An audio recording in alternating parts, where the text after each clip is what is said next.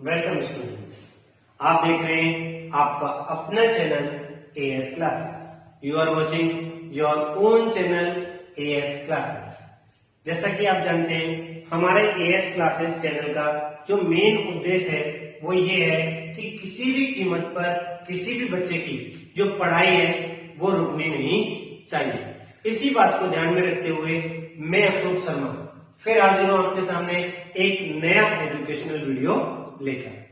ये जो हमारा नया एजुकेशनल वीडियो हमने बनाया है ये क्लास 12 पॉलिटिकल साइंस के स्टूडेंट्स के लिए है, क्योंकि क्लास 12 के पॉलिटिकल साइंस के स्टूडेंट्स की कई दिनों से डिमांड आ रही थी कि सर एक हमारे लिए एक वीडियो बना दीजिए चैप्टर 3 यूएस हेगेमोनी का, उसमें हमें कुछ डाउट्स हैं। उसी चीज को ध्यान में रखते हुए हमने ये वीडियो बनाया है क्लास 12 के पॉलिटिकल साइंस के स्टूडेंट्स के लिए, उनका chapter 3 US hegemony. Chapter 3 US हेगेमोनी।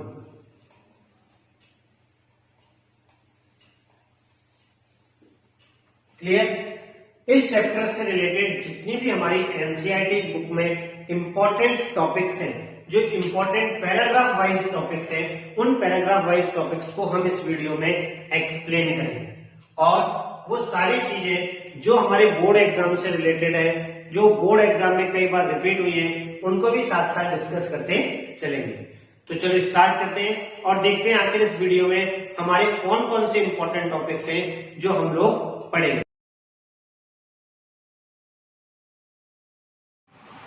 तो लेट्स स्टार्ट द टॉपिक। देखते हैं चैप्टर 3 में इस वीडियो में हम कौन कौन से टॉपिक्स हैं, मेन टॉपिक्स हैं जिनको पैराग्राफ वाइज हम लोग पढ़ेंगे। तो हमारा जो सबसे पहला टॉपिक है वो है US हेगेमोनी in क्लिंटन्स year.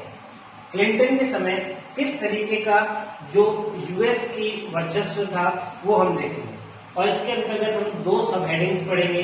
First, action against Yugoslavia and second, operation infinite reach. ठीक है, ये दो सब हेडिंग्स हैं, दोनों इंपॉर्टेंट है, जो हमारे बोर्ड एग्जाम में आती है और कई बार रिपीट भी हुई है। इसके बाद इसी वीडियो में हम जो सेकेंड मोस्ट इंपॉर्टेंट टॉपिक पढ़ेंगे वो है WTC attack 9/11, world trade centre attack 9/11 का, वो भी हम इसी वीडियो में पढ़ेंगे। और जो हमारा तीसरा टॉपिक है ये है operation enduring freedom. Operation enduring freedom को भी हम इसी टॉपिक के अंतर्गत पढ़ेंगे, इसी वीडियो में पढ़ेंगे। और तीसरा जो हमारा टॉपिक है वो है इराकी इन्वेंशन। ठीक है, तो इस तरीके से हम इस वीडियो में लगभग 4 टॉपिक्स हैं हमारी बुक के, जिनको हम लोग डिस्कस करेंगे, समझेंगे और अपनी नॉलेज को बढ़ाएंगे। तो सबसे पहले हम देखते हैं कि जो हमारा फर्स्ट टॉपिक था क्लिंटन ईयर, उसको देखते हैं और ये जानते हैं कि यूएस में जो क्लिंटन थे उनका जो इरा है, उनका जो ईयर्स है वो कौन से समय से स्टार्ट हुआ। क्लियर? तो सबसे पहले हमने लिखा है कि despite winning the first gulf war, George H.W. Bush lost the US presidential election of 1992। जब यूएस में 1992 में इलेक्शंस हुए, प्रेसिडेंशियल इलेक्शंस हुए, तो इन प्रेसिडेंशियल इलेक्शंस में जो जॉर्ज H.W. बुश थे वो हार गए। और इसके बावजूद कि उन्होंने एक बहुत अच्छा नेतृत्व किया था फर्स्ट गल्फ वॉर में यूएस का, बट इसके बावजूद 1992 में वो इलेक्शन हार गए। और उनकी जो इलेक्शन जीते वो थे विलियम जेफरसन बिल क्लिंटन, जो कि इलेक्शन जीते और ये इलेक्शन जीते डेमोक्रेटिक पार्टी के कैंडिडेट के तौर पर। ठीक है, फिर दोबारा 1996 में जब इलेक्शन हुए तो उन 1996 के इलेक्शन में दोबारा बिल क्लिंटन ही जीते और इस तरीके से लगभग 8 सालों तक वो यूएस के प्रेसिडेंट बने रहे। अपने 8 साल के पीरियड में जो क्लिंटन ने पॉलिसीज यूज की, जो यूएस का सिस्टम रहा, वो सिस्टम भी हमारे लिए एक इम्पोर्टेंट मैटर है। तो देखते हैं आखिर क्लिंटन के पीरियड में किस तरीके की जो सिस्टम थी वो थी।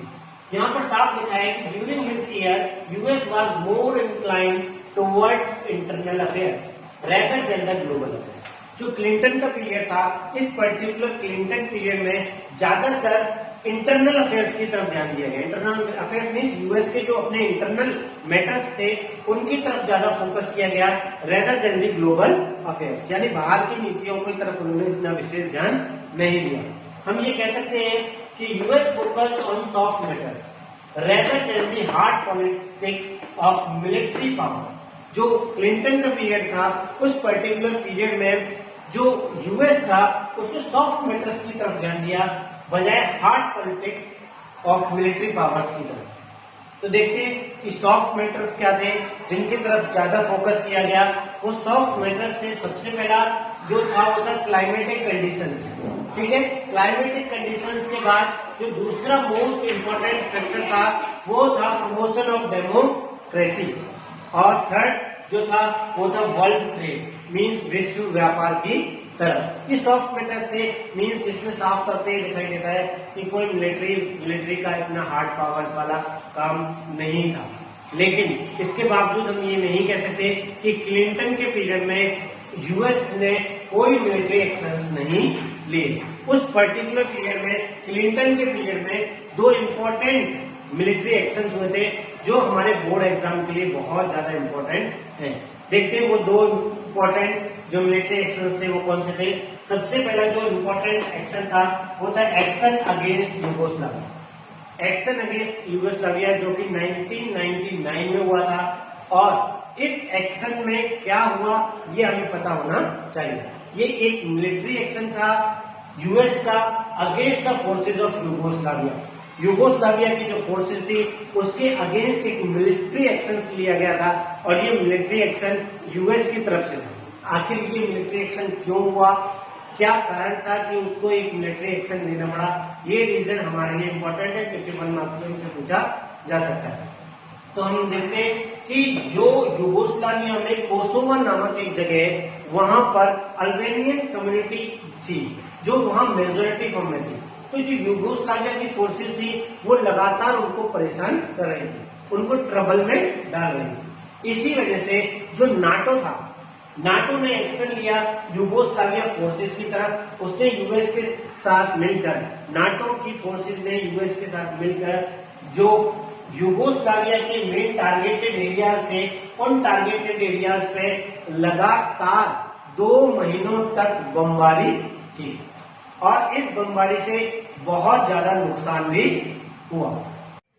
और इनका जो रिजल्ट निकल के आया मींस एक्शन अगेंस्ट यूगोस्लाविया का जो रिजल्ट निकल के आया वो भी हमारे लिए 1 मार्क्स के लिए इंपॉर्टेंट है।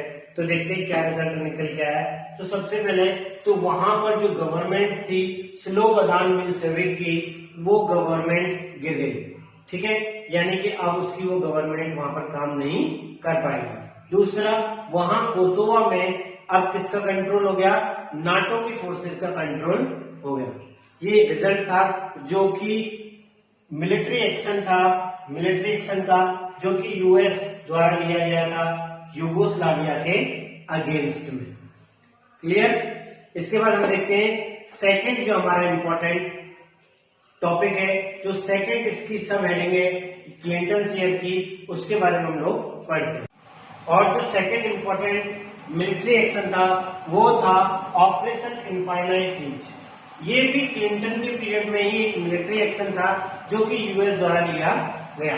तो हमको पता होना चाहिए आखिर इस पर्टिकुलर ऑपरेशन का कारण क्या था। इस पर्टिकुलर ऑपरेशन का कारण ये था कि 1998 में जो अलकायदा का ग्रुप था उसने एक टेररिस्ट अटैक किया, बमबारी की।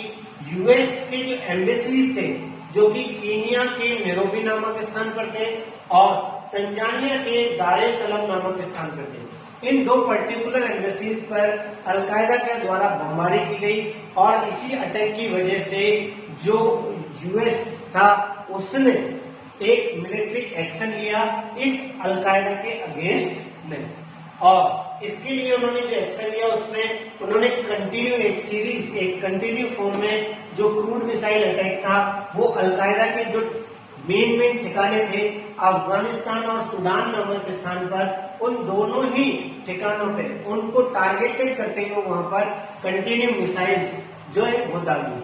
कंटिन्यू मिसाइल्स वहां पर छोड़ी गई ताकि उनके इस पर्टिकुलर एरियाज को जहां पर अलकायदा ग्रुप रहता है उसको तहस नहस किया जा सके। ठीक है, इस पर्टिकुलर अटैक में जो यूएस था उसने ना तो यूएन की परमिशन ली और ना ही किसी प्रकार से इंटरनेशनल लॉज की कोई चिंता की। और इसी समय से हम कह सकते हैं कि यूएस ने अपना जो हेगेमोनी वाला कॉन्सेप्ट था, मीन्स अपने वर्चस्व वाला जो कॉन्सेप्ट था, वो पूरे तरीके से वर्ल्ड पर शो करना शुरू कर दिया था। क्लियर? इसके बाद हम आगे पढ़ेंगे अपने ही इस चैप्टर से रिलेटेड कुछ और इम्पोर्टेंट टॉपिक, जिसका इंट्रोडक्शन में मैंने आपको बताया था WTC 9/11 वाला जो अटैक था वो पढ़ेंगे। उसके बाद हम ऑपरेशन एंड्यूरिंग फ्रीडम पढ़ेंगे और इराक इन्वेंशन पढ़ेंगे। वो इसी की एक सीरीज, इसी वीडियो की एक सीरीज और हम लोग आपके लिए बनाएंगे। नेक्स्ट वीडियो में उन सब टॉपिक्स को हम लोग क्लियर करेंगे। तब तक आप इसको देखिए, समझिए, जानिए। अगर कोई डाउट्स हो तो आप कमेंट बॉक्स में लिखकर अपने डाउट्स हमें बता सकते हैं। आपके डाउट्स हम लोग क्लियर करेंगे या आप हमें कॉल कर सकते हैं। उस कॉल के थ्रू भी हम आपके डाउट्स को क्लियर करेंगे। और इसके साथ साथ आप मेरे ये वीडियोस मेरे फेसबुक पेज AS क्लासेस पर भी देख सकते हैं।